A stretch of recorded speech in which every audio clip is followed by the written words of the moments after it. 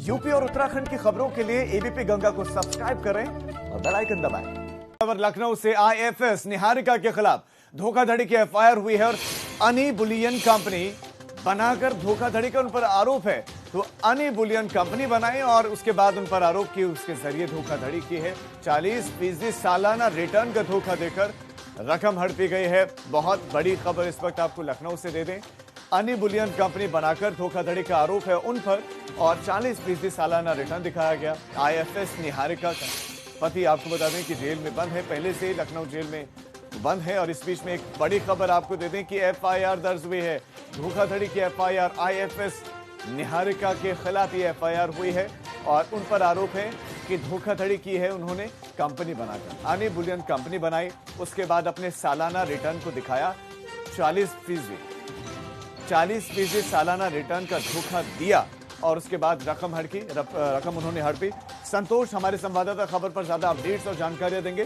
संतोष, FIR दर्ज होगी, सवाल ये कार्रवाई क्या होगी, क्या गिरफ्तारी होगी? दूसरा, ये पूरा का पूरा जो स्कैम है ये आप दर्शकों को बताएं कि कैसे धोखाधड़ी की गई। देखिए, ये पूरा स्कैम एनी बुलियन नामक कंपनी बना करके की, जिसको अजीत गुप्ता चला रहे थे। अजीत गुप्ता आईएफएस निहारिका के पति हैं। निहारिका इस समय पर रोम में डिप्टी चीफ ऑफ मिशन के पद पर तैनात है। आईएफएस अधिकारी हैं निहारिका, उनके पति के द्वारा एक पूरी धोखाधड़ी की गई थी। लेकिन एफआईआर जो दर्ज हुई है उसमें निहारिका और उनके पति पर भी एफआईआर दर्ज हुई है। अजीत गुप्ता जो निहारिका के पति हैं वो इस समय लखनऊ जेल में बंद है। पीजीआई पुलिस ने गिरफ्तार किया था जुलाई में। ये कंपनी 40% रिटर्न के नाम पर लोगों से निवेश करवाती थी और उसके बाद उनका पैसा हड़प लेती थी। इसी कड़ी में निहारिका के ऊपर गोमती नगर थाने में एफआईआर दर्ज हुई है। इससे पहले भी कंपनी के तमाम डायरेक्टर्स के ऊपर और तमाम लोगों के ऊपर, जिसमें निहारिका का भी नाम शामिल है, उनके ऊपर फैजाबाद, सुल्तानपुर में एफआईआर दर्ज हो चुकी हैं।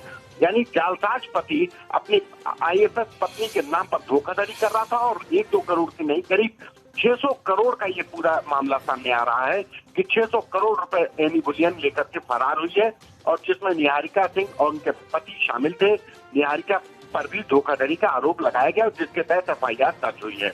जी संतोष, आपका इस तमाम जानकारी के लिए बहुत शुक्रिया। तो एनी बुलियन कंपनी नाम बताया जा रहा है और इसी कंपनी के जरिए हड़पे गए पैसे और उसके बाद से अब एफआईआर दर्ज हुई है। आईएफएस निहारिका का पति आपको बता दें कि जेल में बंद है, पहले से लखनऊ जेल में बंद है। और इस बीच में एक बड़ी खबर आपको दे दें कि एफआईआर दर्ज हुई है, धोखाधड़ी की एफआईआर। आईएफएस निहारिका के खिलाफ ये एफआईआर हुई है और उन पर आरोप है कि धोखाधड़ी की है उन्होंने कंपनी बनाकर। अनी बुलियन कंपनी बनाई, उसके बाद अपने सालाना रिटर्न को दिखाया। 40% सालाना रिटर्न का धोखा दिया और उसके बाद रकम उन्होंने हड़पी। संतोष हमारे संवाददाता खबर पर ज्यादा अपडेट्स और जानकारियां देंगे। संतोष, एफआईआर दर्ज होगी, सवाल ये कार्रवाई क्या होगी, क्या गिरफ्तारी होगी? दूसरा, ये पूरा का पूरा जो स्कैम है ये आप दर्शकों को बताएं कि कैसे धोखाधड़ी की गई।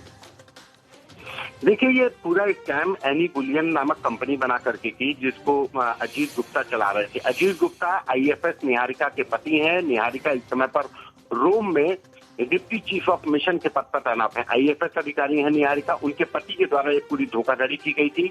लेकिन एफआईआर जो दर्ज हुई है उसमें निहारिका और उनके पति पर भी एफआईआर दर्ज हुई है। अजीत गुप्ता जो निहारिका के पति हैं वो इस समय लखनऊ जेल में बंद है। पीजीआई पुलिस ने गिरफ्तार किया था जुलाई में। ये कंपनी 40% रिटर्न के नाम पर लोगों से निवेश करवाती थी और उसके बाद उनका पैसा हड़प लेती थी। इसी कड़ी में निहारिका के ऊपर गोमती नगर थाने में एफआईआर दर्ज हुई है। इससे पहले भी कंपनी के तमाम डायरेक्टर्स के ऊपर और तमाम लोगों के ऊपर, जिसमें निहारिका का भी नाम शामिल है, उनके ऊपर फैजाबाद, सुल्तानपुर में एफआईआर दर्ज हो चुकी हैं। यानी जालसाज पति अपनी आईएफएस पत्नी के नाम पर धोखाधड़ी कर रहा था और 1-2 करोड़ की नहीं, करीब 600 करोड़ का ये पूरा मामला सामने आ रहा है कि 600 करोड़ रुपए एनी बुलियन लेकर के फरार हुई है और जिसमें निहारिका सिंह और उनके पति शामिल थे। निहारिका पर भी धोखाधड़ी का आरोप लगाया गया और जिसके तहत एफआईआर दर्ज हुई है। जी संतोष, आपका इस तमाम जानकारी के लिए बहुत शुक्रिया। तो एनी बुलियन कंपनी नाम बताया जा रहा है और इसी कंपनी के जरिए हड़पे गए पैसे और उसके बाद से अब एफआईआर दर्ज हुई है।